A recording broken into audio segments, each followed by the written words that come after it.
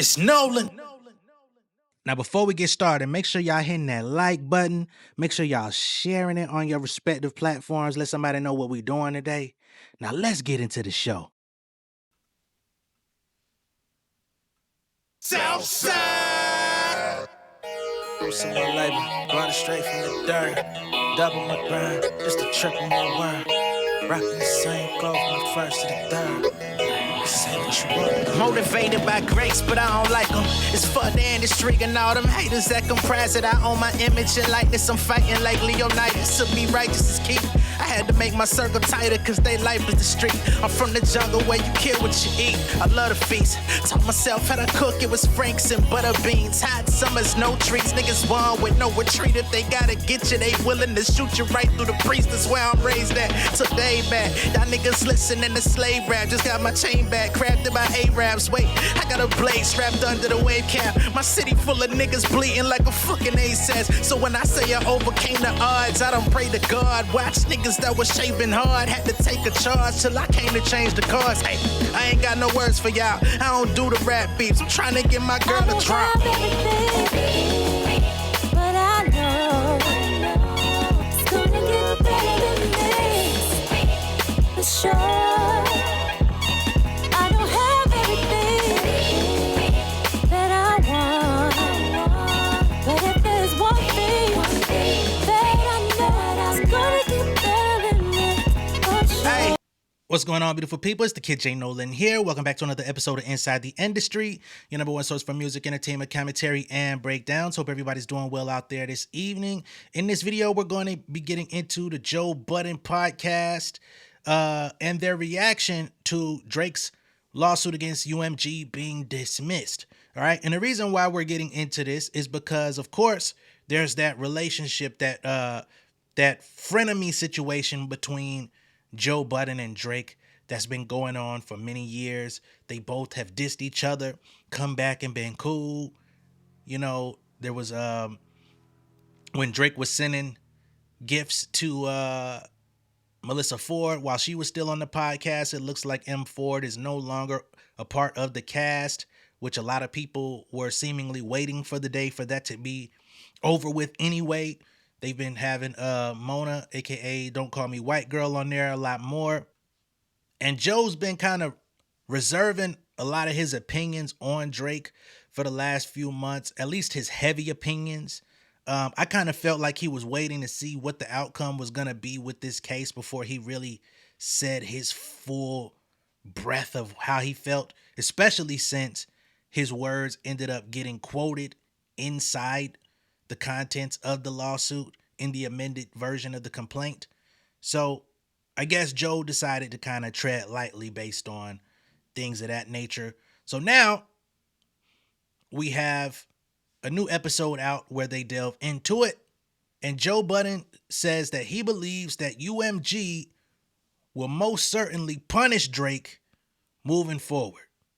Now, this is something that I was also wondering when I did my reading of the judge's dismissal. Talked about it the other day as well to follow up, because yes, of course, UMG put the statement out that they're ready to get back to business as usual and get back to promoting Drake's music and investment into his career and all of that type of stuff, which is a great PR statement. But also think about the PR statement that they released when Drake was moving forward with the lawsuit and how serious the tone was. You get what I'm saying? Let's briefly go back to April of this year, where they actually warned Drake, be careful what you wish for, right? They say, Drake, unquestionably one of the world's most accomplished artists with whom we've enjoyed a 16-year successful relationship, is being misled by his legal representatives into taking one absurd legal step after another. In Texas last November, his counsel instituted a legal proceeding with much fanfare and bluster. On Monday, they quietly dropped the case. In New York in January, Drake's counsel filed a defamation lawsuit fearful of being sanctioned by the court for asserting false allegations. Tonight, they amended the complaint to withdraw them only to add more baseless allegations. 2 weeks ago, his representative celebrated a quote-unquote win, the granting of a routine discovery motion. That win will become a loss if this frivolous and reckless lawsuit is not dropped in its entirety, because Drake will personally be subject to discovery as well.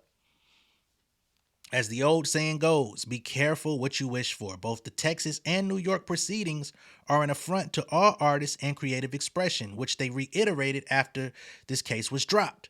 Should his legal representative senselessly keep the New York lawsuit alive, we will demonstrate that all remaining claims are without merit. It is shameful that these foolish and frivolous legal theatrics continue. They are reputationally and financially costly to Drake and have no chance of success. This was what UMG said to him back in April.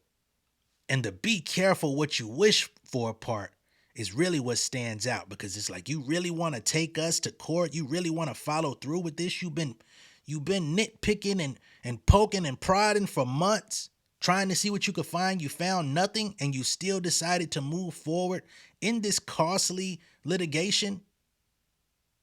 We're going to have to show you some things. So I do wonder what the future holds. Now let's get into Joe and Cole's thoughts about this. As always, we only play audio from the JBP. I think if he lost, it's like I think they're gonna punish. Oh that no, nigga no, once you him. know that. How dare that's you? why the punishment is How coming. dare you? The Yes. punishment is coming. How dare you? We have not seen the punishment yet. I agree with everything that Ish said. Like, great, y'all are coming from the Drake angle, but UMG is coming from the we own 65-70% of the market music. shit. We own this shit. Yeah. Mm-hmm. You can't just listen. Back in my day, you couldn't just do shit to the label without fearing the repercussion from the label. True. So when You think that he could do all of that to Universal? Yeah. And Universal just say, oh, well, we weren't glad to still have them. Back to business If as I- usual. If I can make another $1 billion off you, I'm gonna make the other $1 billion. They got off enough you. billions. I'm though. going to make That's- the billion no, anyway. No such thing. That goes against corporate behavior that you're talking about. No one's like, oh, I got enough money in the corporate world, especially when there's stockholders at play. True. Keep going. All right. So we already hear Parks being an idiot here. And sorry, Parks, you're being an idiot, respectfully. I mostly like Parks for the most part. But to think that just because they're able to make money off of Drake, they're going to make money off of Drake. They own his catalog already. They got him wrapped. You know what I'm saying? He's not in a situation where he's going to buy back his catalog. They gave him nearly $500 million for it. So, yeah, they're going to continue to make money. Look at what music from Drake is streaming the most. It's not the music that's been released in the last 2 to 3 years. It's the back catalog. They're going to profit off of that forever until he finds a way to possibly get it back. Plus, negotiations of him possibly getting it back are going to become even more contentious due to him suing the label. So when I say Parks is being an idiot, it's not because I have some emotional investment into it. It's just that I don't understand how Parks is overlooking how much money he costed the label to have to go towards these litigations that have been proceeding for the last 11 months. Remember, the first petition was filed in November of last year. We're in October. It's been 11 months, nearly a year. And they've been fighting this. They had to submit Kendrick's contract to be up for discovery and seal it and make sure that nobody was able to gain access to it, to leak it to the internet. They had so many other artists on UMG that they wanted to look and see the verbiage in their contracts. You think UMG was actually happy to give that stuff up? Like, he's been badgering this company for a long time for whatever reasons. I think it seems like he was trying to gain some more intel about their operations with other artists at high levels at UMG to see if his contract was competitive or if he had really sold himself short, which, if you got to ask, you probably did. But let's get back to it. getting the money regardless. I'm making the money regardless off of this guy. I'm making the money off of you. That's not true. So help me. How So that, what you wait, think? hold up. How not so? Because you know this in music, you can't just put shit out on the internet. Yes, it will do well because it's Drake, but if you put more money into it and do all the games that they do that we've been accusing them of doing, that we know they do, they're going to do that with any new Drake music that they deem is commercially viable. Let me ask you a question then. Shoot. So why didn't they do that for the last year? What you mean? Drake has put out some songs that old Drake would have moved and they would have shot up the charts. Why didn't they do that the last year? If it's still, hold on, let me finish Look my at Ish thought. being Because it's sensible. still going to be profitable for them. It still would be in their best interest financially to push some of them songs that he put out. If he put some of them songs out 4 years ago, them shits would have went. I disagree, and we did see them do that with Nokia. Although that was a partnership or whatever it was with Warner, I guess, because it was a party They might not song, have did but it. still. It might not have been them.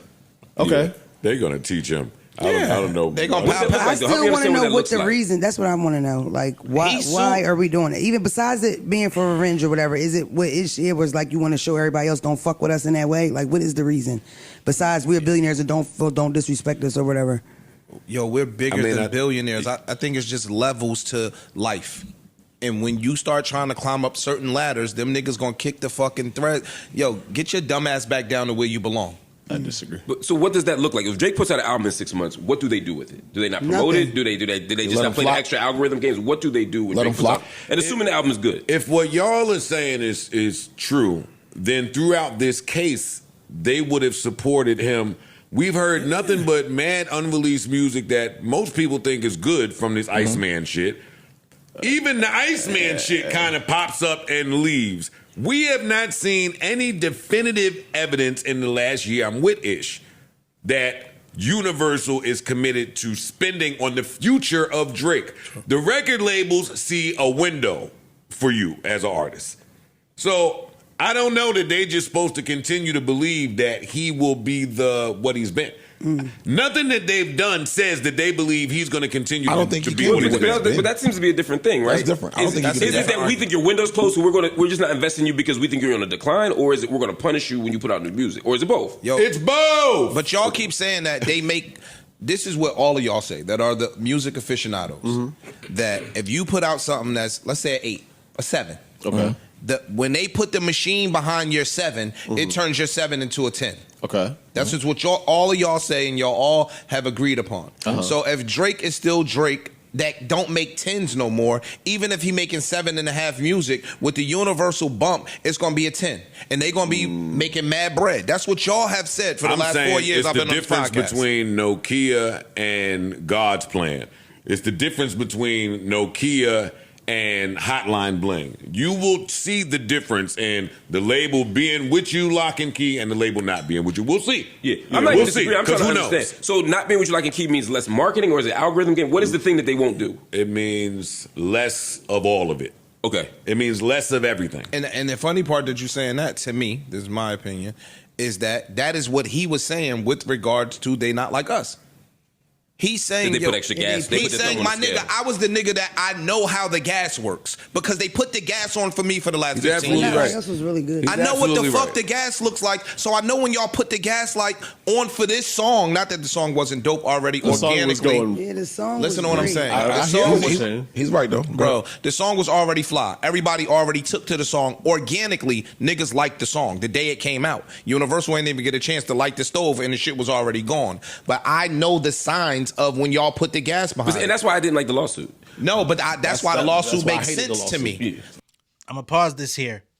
Now, as Ish is talking about putting the gas behind the record, I want to be very clear because some people, y'all know who, would interpret the so-called gas behind the record to be bots and fake streams and things of that nature.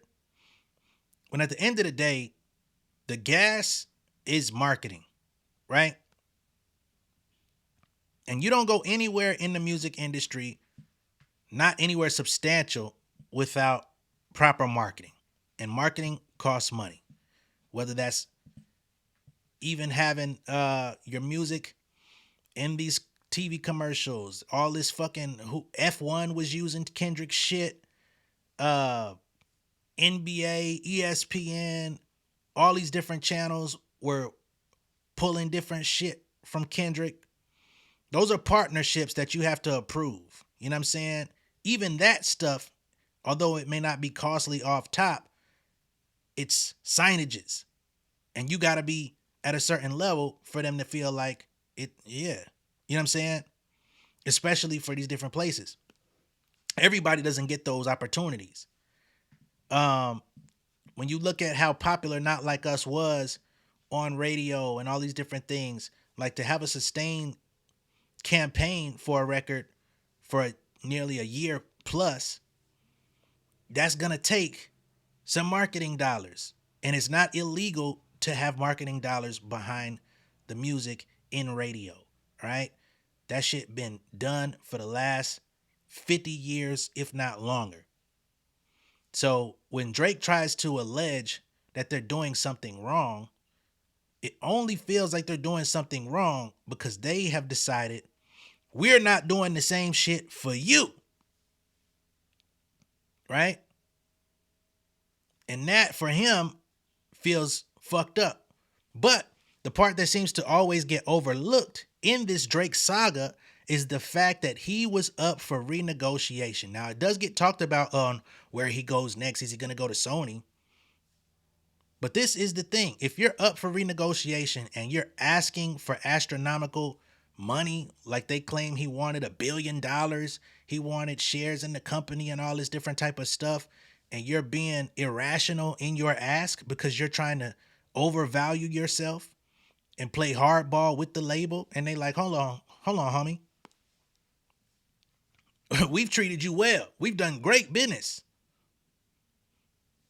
But you playing hardball like we didn't make you. We have the power to make and or break you. And we've given you all the free reign. We've given you the runway to make you. And it seems like you're starting to actually believe that all of this is you. So let us show you what it looks like when it's just you. Because you feel like it is anyway. And as you've seen, the music ain't hitting. The marketing ain't hitting. He's going on streams with streamers. He's getting Kai Cenat to come give him ideas for music videos. You know what I'm saying? All this different stuff that you were not seeing prior because he wasn't in need of ideas. All the ideas were sticking. I mean, the nigga literally got fan-made AI videos for his last actual single, Who Love or Somebody Loves Me or whatever the fuck that song was called. You ain't seen that nigga had to do shit like that. Fan-made videos and we'll pay out X amount of dollars. And then, of course, when we, as the viewing public, say it and call it out and say, whoa, that looks strange, you get people from his fans that's like, see, only y'all would try to turn this into a negative. He's giving his fans an opportunity to make a few bucks. Yeah. Money talks. The fans will submit ideas, but it's definitely less than what he would have to pay an actual creative director, somebody who works professionally in the game. So, yeah, it does look strange. And then the output of what that was came and went. Nobody gave a fuck about it. Nobody even watched them shits. So, yeah, this shit looks strange. Let me get back to their conversation though. The lawsuit makes sense to me because I know what y'all do when y'all put the gas behind the shit. So y'all putting the gas behind some shit that's calling me a pedophile that could potentially make me lose mad billions of dollars. If it did what it did organically, right. Cool. That's his lawsuit. His lawsuit is not against Kendrick Lamar. I just didn't agree with the argument. No, and because we dissing him in hip hop, I'm talking about from a business perspective. That boy is right, and I don't want to get up here and cape for him because they gonna say I'm caping for Drake. That nigga is right. If I know what the gas looks like, and I know what it looked like when y'all put money behind a product, y'all putting money behind a product. I'm y'all artist, and y'all putting money behind a product that is calling me a pedophile to the world. In simpler terms, let me ask y'all. Y'all think Drake's footprint in America feels like we're used to it feeling? No. Music don't feel like we're used to music feeling. That could be the pow pow right there. Yeah. From the minute, not like us putting the gas on it. It seems like they were the labels and them was kind of tired of him before that happened. Before Not Like Us. I felt like he was Drake was giving them niggas bullshit projects, that Certified Lover Boy and all that. Them wasn't fly projects that nigga I thought he was just on a decline. Well, that kind of goes to the point that my argument against what you were saying earlier is Drake has released all these records that in previous times would have went with a little bit of gas. I kind of disagree. I don't think that nothing he's put out in the past 3 years maybe I agree with that. could hold a candle to Hotline Bling or his prime any of shit. these other records. So do you you know what I think- mean? And I don't understand why niggas be. I know Hotline Bling is like one of his biggest records, but I've never understood the hype behind that record. Never liked that song. You know what I'm saying? Even on the Drake level standard, I ain't never liked no goddamn Hotline Bling. I ain't even like God's Plan. And I know some people hype that shit up. I feel good sometimes I don't. What? What? Rap? Hell no. But that just goes to show you just how fickle the game is, right? Because when you're the one in command, in demand, they will accept the fungus out of your toes and call it dip. But once you cold and the label ain't investing and they have a reason to not see you in the same light that they used to, you can't buy a motherfucking hit. You try to, I covered it earlier this year. That nigga was doing influencer programs, all type of shit, and them songs wasn't hitting. They was literally paying motherfuckers to do user-generated content, and the content wasn't generating anything abnormal. Yeah, man, it's tough out here for you, boy. But we Gas or not. Again, I'm not. Well, there's a lot of things happening at once. Yeah, I'm thinking. There's a lot of things happening at once. Certified Lover Boy cover. They say he was giving the label a fuck you with the cover. You said that. I said he does memeable that covers. That so fucking everybody talk about Certified it. Lover Boy album sounded like a whole bunch of shit that he had in the tuck somewhere. And he just gave it to him on some asshole, sarcastic, pompous bullshit. But that's what I'm saying. Like, even before the Kendrick shit, he had this weird relationship to the label. Yes. And he wasn't putting out his best work. True. So we're saying You're not a priority no more. We're saying that this All is of the this culmination yes. of a years-long feud between him, Lucien, Universal, and the people in that building. that makes more sense to me. I think what I was... And now to put the icing on the cake. But we said that when the beef was happening. And I didn't disagree. What I was skeptical of is the idea that if you sue the law... If the label can make billions off you after a lawsuit, that they'll just bail on you just because of the lawsuit. I think they will punish you sometimes, especially if you win. But I'm saying because he lost and because he's already flailing, I'm just not sure how much more they're going to do. I think he's being punished already. Dog, Yeah, that's what I'm saying. I think it's already happened. There's no There's world. no coming There's no punishment. world, and there's no artist in the history of music that has been allowed to just totally piss off the record label and then go on the fucking flourish and go about their business. That's just never because happened. for the label to make money, you got to make. All right. So that's Joe and the team.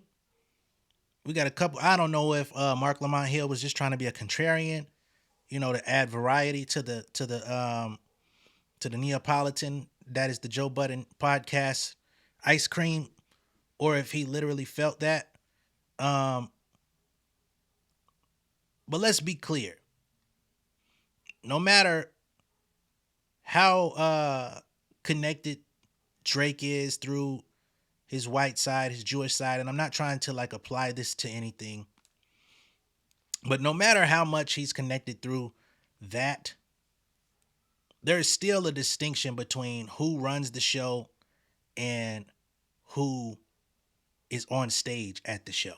Very big difference between who runs the show and who's on stage at the show. Unless you can put yourself in position to do both, which either requires independence or third party partnerships outside of the label structure, you will never be sitting at the table. It just is what it is. That's the way this thing was built. And for whatever reason, Drake thought that he had the ability to be bigger than the program. We talk about it all the time. No one is bigger than the program. And he's not. And he can appeal the decision all he likes. I still don't see anything different coming from it. I don't see him having a better result. And the result that I'm seeing from his fans online is even worse than what I would have imagined. These people are coming up with the nastiest, sickest theories in the world. I will not even give light to the type of shit that I've seen online after this whole dismissal took place. But just know these niggas are disgusting, deplorable human beings. All right? I'm going to just leave it there. But yeah, homeboy, he continues to stream. And once, like I said before, his old music, his fans are always going to play that music. They've been streaming that music for years. They continue to run it up. Every time that he drops music that's trash, they go run up the old music that they actually like from him. They come out here and, with sour faces and try to act like they love his new shit. They don't. They don't. And the proof is how they continue to play the old shit. It's very obvious. Nothing that we heard from any of the Iceman episodes shows any indication of better quality, better music, well-rounded music. It all just sounds stale, recreated Drake that's already been done 2, 3, 4 times before, better, once upon a time, whether it be from the production, whether it be from the writing, whether it be from even his energy on his own songs. He sounds deflated in a lot of his music. It sounds like he's trying to convince himself that he's feeling confident. It just doesn't, it's not hitting.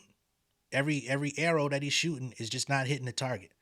And if he gets remotely in the vicinity of the target, they celebrate. And it's like, bruh, come on.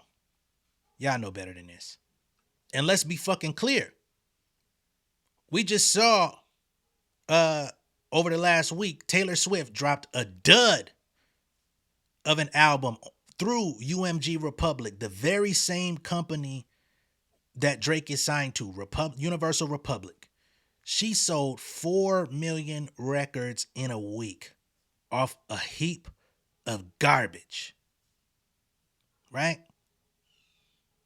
So when you discuss who's the priority over there, or, oh, let's make another $1 billion with Drake, I don't think they see the pathway to making another $1 billion off of new Drake.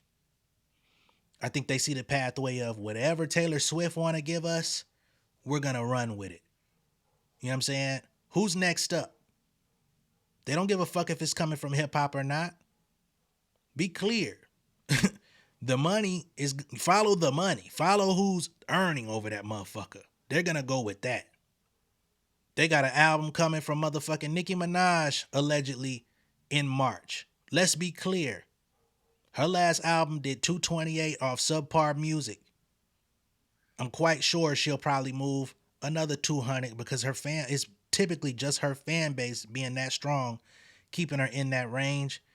Why we need Drake if we got Nicki? She's a Universal Republic artist as well. Goddamn Wayne, didn't he sell about a $120 off a garbage album? Just imagine if they put Wayne in and actually spruced up his music, got him with some better artists, better producers, got him some good hooks, and just like, hey, do better next time. Don't do no fucking peanuts to an elephant. They still got The Weeknd, Ariana Grande, the fucking K-pop Demon Hunter. Y'all saw that shit was killing the charts not too long ago. You know what I mean? They'll easily go next man up, and they're not going to miss a fucking beat. So as I'm looking at this fucking Republic website right now, not to mention they got all these different genre of artists. Jelly Roll, killing the motherfucking country game. They can't wait to get another album out of goddamn Jelly Roll. Come on now. They're going to roll with that because they at least haven't soured their relationship with the label. They didn't sue the label. They'll easily run with them before they go back to him. But that's just how I see it. You could, you know what I mean? You could deduce it how you want. Let me know what y'all think of all this down below in the comments. Be sure to like and share this video. If this is your first time seeing me on YouTube, go ahead and subscribe to the channel, become an insider. I will catch y'all on the next one. Peace.